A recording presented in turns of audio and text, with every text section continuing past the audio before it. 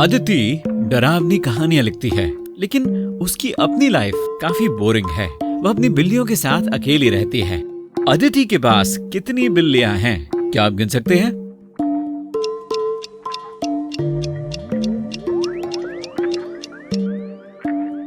बिल्कुल सही, 12। शेल्फ पर ये वाली बिल्ली एक मूर्ति है। अदिति ने अपना नया नॉवल लिखना अभी खत्म किया है और अपने एजेंट हरीश से मिलने गई। अदिति ने देखा कि वो अपने ऑफिस में बेहोश पड़ा है। पुलिस ने 3 लोगों से पूछताछ की। क्लीनर ने कहा कि वह तो सुबह से ही हरीश के ऑफिस की खिड़कियां साफ कर रहा था। उस समय हरीश बिल्कुल ठीक था। एक दूसरी राइटर तारा एक जरूरी बिजनेस लंच के लिए ऑफिस से बाहर गई हुई थी। साथ ही एक और राइटर राहुल अपने घर पर एक नया नॉवल लिख रहा था। कौन झूठ बोल रहा है?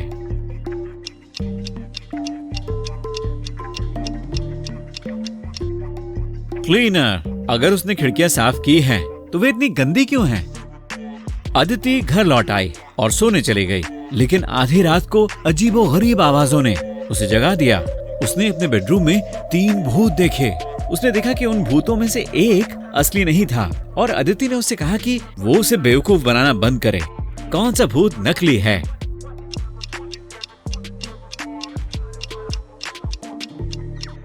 ये वाला आदमी यहाँ पर, वो ट्रांसपेरेंट नहीं है और उसकी परछाई भी है।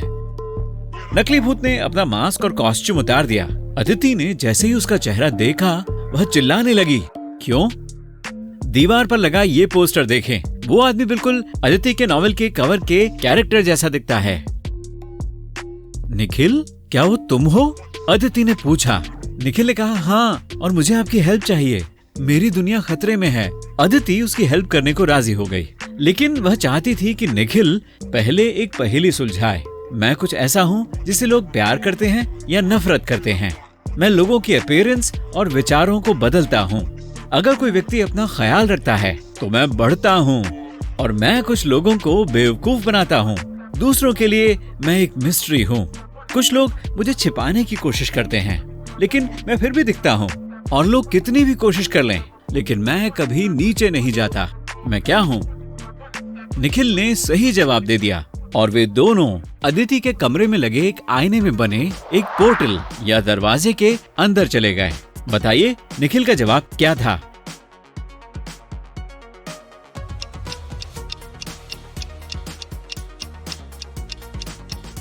यह उम्र है। अदिति ने खुद को अपनी डरावनी कहानी के अंदर पाया। गोस्ट टाउन के अंदर जाने वाले मेन गेट के सामने एक स्केलेटन ने अदिति और निखिल को रोक दिया। उन्होंने कहा कि अगर आप शहर जाना चाहते हैं तो आपको पहले हमारी पहेली सुलझानी होगी। स्केलेटन्स इतने चिल या मजे में कैसे रहते हैं? अदिति ने सही जवाब दिया और वे वहां से निकल गए। उसने क्या कहा होगा?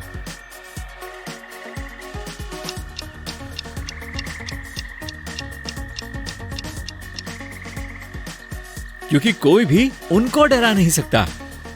अदिति और निखिल एक पुराने महल में चले गए, जहां एक सुंदरी और एक वेयरवुल्फ यानी एक मायावी जो इंसान और भेड़िए के बीच अपना रूप बदल सकता है, रहते थे। वहां रहने वाले लोगों ने कहा कि लड़की असल में वहां रहना नहीं चाहती।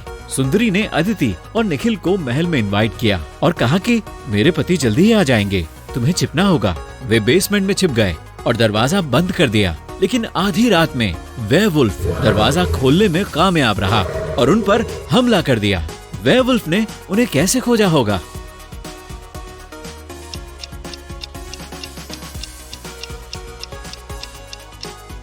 दरअसल वह सुंदरी ही वेयरवुल्फ का इंसानी रूप थी। अदिति और निखिल वेयरवुल्फ के महल से भागकर एक छोटे से कैबिन में छुप गए, लेकिन यह एक जाल था। किसी ने दरवाजा बाहर से बंद कर दिया। कैबिन की दीवारें हिलने लगी। इन दोनों के पास बचने के लिए सही दरवाजा चुनने के लिए केवल 30 सेकंड थे। पहला दरवाजा खतरनाक सांपों और बिच्छुओं वाली एक सुरंग की ओर जाता था। दूसरे दरवाजे के पीछे लकड़ी की एक छोटी सी लिफ्ट थी और तीसरे दरवाजे के पीछे गर्म लावा था। उन्हें कौन सा दरवाजा चुनना चाहिए?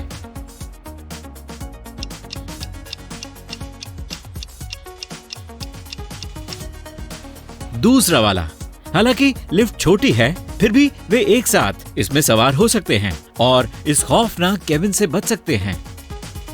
अदिति और निखिल बाहर निकले और उन्हें एक वैम्पायर दिखाई दिया, लेकिन उसने कहा, आप चिंता मत करिए, अगर आप मेरी पहेली को सॉल्व करने में कामयाब रहे तो मैं आपको नुकसान नहीं पहुंचाऊंगा। मैं पहाड़ियों से दौड़ता हूँ, मैं पहाड़ों के चारों ओर घूमता हूँ, मैं नदियों पर चढ़ता हूँ और जंगलों में रेंगता हूँ। मुझे खोजने के लिए अपने दरवाजे से बाहर निकले। मैं क्या हूँ? निखिल ने जवाब दिया और वैम्पायर को उन्हें जाने देना पड़ा। उसने क्या जवाब दिया होगा?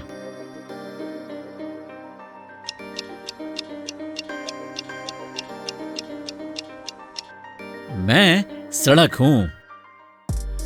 दोनों एक जंगल से गुजर रहे थे और सामने से दो महिलाएं आ रही थीं।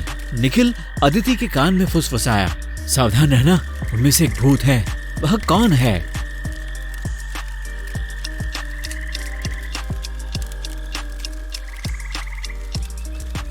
ये महिला, उसकी कोई परछाई नहीं है।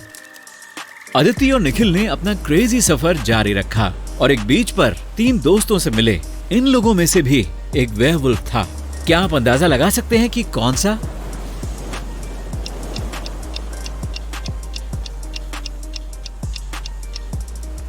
ये आदमी, उसके फुटप्रिंट्स को देखें, बस थोड़ी देर पहले ही उसने अपना इंसान का रूप बदला है। अदिति और निखिल ने इस रोमांटिक बीच पर पिकनिक मनाने का फैसला किया। अचानक उन्होंने एक गाना सुना। एक मर्मेड ने अपनी सुंदर आवाज से उन्हें हिप्नोटाइज कर लिया और उन्हें पानी के नीचे अपनी दुनिया में ले गई। जब अदिति उठी तो उसने मर्मेड से कहा कि वो उन्हें जाने दे। उस जादुई जीव ने कहा, अगर आप इस केक को केवल 2 बार काटकर इसके 4 टुकड़े करने में मेरी मदद करते हैं तो मैं आपको जाने दूंगी। क्या आपको पता है कि यह कैसे होगा?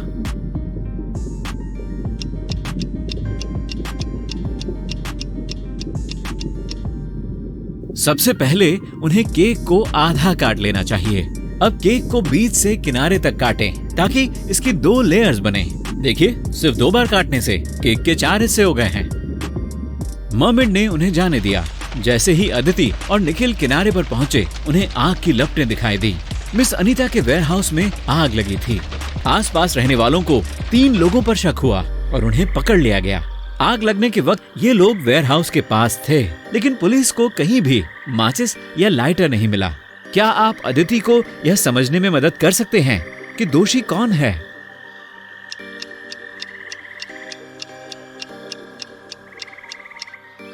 वो वहां है। उसने आग शुरू करने के लिए अपने चश्मे के लेंस और सूरज की किरणों का इस्तेमाल किया था। कुछ समय बाद अदिति और निखिल एक सुंदर राजकुमारी से मिले। वह रो रही थी क्योंकि किसी ने उसकी सारी ज्वेलरी चुरा ली थी। वह तुरंत चोर को ढूंढना चाहती थी। निखिल ने पड़ोसियों से पूछताछ की। मिस स्केलेटन ने कहा, जब मैंने सुना कि कोई अंदर घुस गया है, मैं उस वक्त 2nd फ्लोर पर थी। उन्होंने मेरी सेफ के भी सारे पैसे चुरा लिए। एक दूसरी पड़ोसी मिस मॉन्स्टर ने कहा कि किसी ने उनका बेशकीमती एंटीक वास उठा लिया है। अदिति पक्का जानती थी कि इनमें से एक महिला झूठ बोल रही है। आखिरकार उसी ने तो यह कहानी लिखी थी। लेकिन निखिल समझ नहीं पाया कि चोर कौन है। क्या आप उसकी हेल्प कर सकते हैं?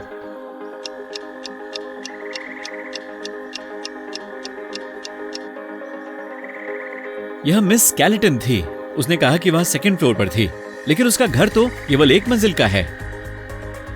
रोहित नाम का एक जादुई बौना अदिति के पास आया और उससे मदद मांगी।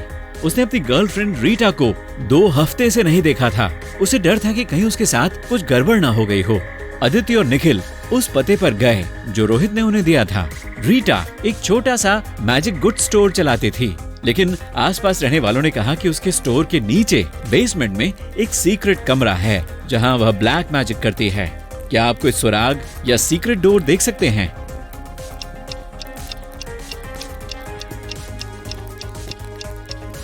दीवार पर लगी यह पेंटिंग तो सीधी लटकी हुई है, लेकिन दीवार पर स्क्रैचेस हैं, जैसे कोई पेंटिंग को बहुत बार खिसकाता हो। अदिति और निखिल ने भी पेंटिंग को खिसकाया और एक सीक्रेट दरवाजा खुल गया। वे नीचे गए तो उन्हें कमरा मिला। उन्होंने रीटा के मैजिकल टूल्स और नोट्स को देखा और पाया कि वह अमर होने की दवा की रेसिपी पर काम कर रही थी। उसने नोट्स के आखिर में लिखा था, आज मैं अपने आप पर अपनी दवा को टेस्ट करने जा रही हूँ। उन्होंने लैब के पीछे की तरफ एक बड़े ताले वाला एक अजीब सा दरवाजा देखा। निखिल ने दरवाजा तोड़ दिया और देखा कि रीटा एक कुर्सी पर बेहोश थी। उसके हाथ में एक खाली बोतल थी। वहाँ क्या हुआ था? क्या रीटा अपने एक्सपेरिमेंट में फेल हो गई या किसी ने उसकी मदद की?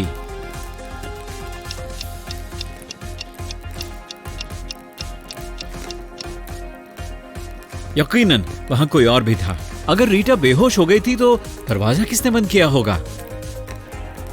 निखिल रीटा को अस्पताल ले आया। उसने हॉल में 3 लोगों को देखा, लेकिन उसे कुछ अजीब सा लगा। यह क्या है?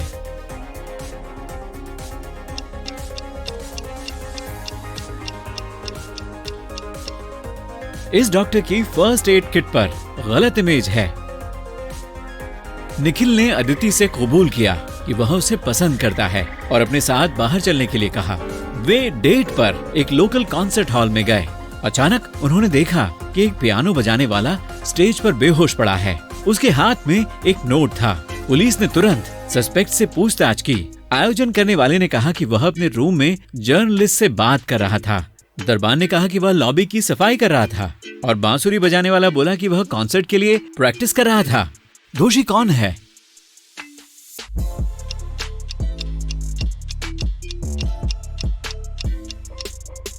बांसुरी बजाने वाला। यह नोट एक रिबस पहेली है जिसमें फ्लूट यानी बांसुरी लिखा है।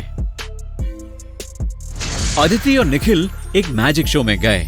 मैजिशियन ने दावा किया कि वह अपनी उंगलियों से किसी का भी मन पढ़ सकता है। अदिति को उस पर यकीन नहीं हुआ। मैजिशियन ने कहा कि मैं साबित कर सकता हूँ और 2 वॉलंटियर्स को सामने आने के लिए कहा। अदिति और अनीता नाम की एक लड़की स्टेज पर गए और कागज के 2 टुकड़ों पर अपने मन के विचार लिखे। उन्होंने उसे रोल किया और म्यूजिशियन के हैट में डाल दिया। उस आदमी ने पहला नोट निकाला और कहा, कुछ रियल मैजिक देखने के लिए तैयार हो जाओ। कोई मोहित नाम के लड़के से प्यार करता है। और ठीक यही अनीता ने सोचा था।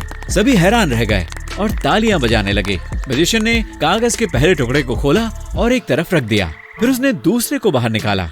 अदिति को मेरे मैजिक पर यकीन नहीं है और वह सही जवाब भी था। लेकिन अदिति को पता था कि मैजिशियन चीटिंग कर रहा है। कैसे?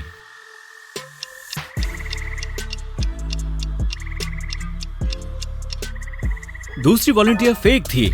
मैजिशियन को यह पहले से पता था कि उसने क्या लिखा है, इसलिए उसने सबसे पहले उसके कागज पर लिखी मन की बात कही। फिर उसने अदिति के कागज को खोला, टेक्स्ट को याद कर लिया और बाद में उसे बोल दिया।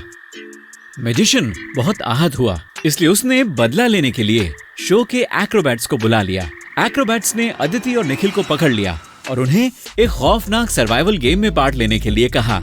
अदिति और निखिल को कांच के पुल पर चलना था। एक गलत कदम पड़ता और वे वहां गिरते जहां पहले से ही भूखे शेर मौजूद थे।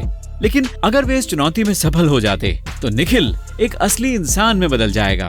पुल पर लगे कांच के आधे स्लैब बहुत नाजुक थे, लेकिन बाकी काफी मजबूत थे। अदिति और निखिल दूसरी तरफ कैसे पहुंच सकते हैं और जिंदा बच सकते हैं?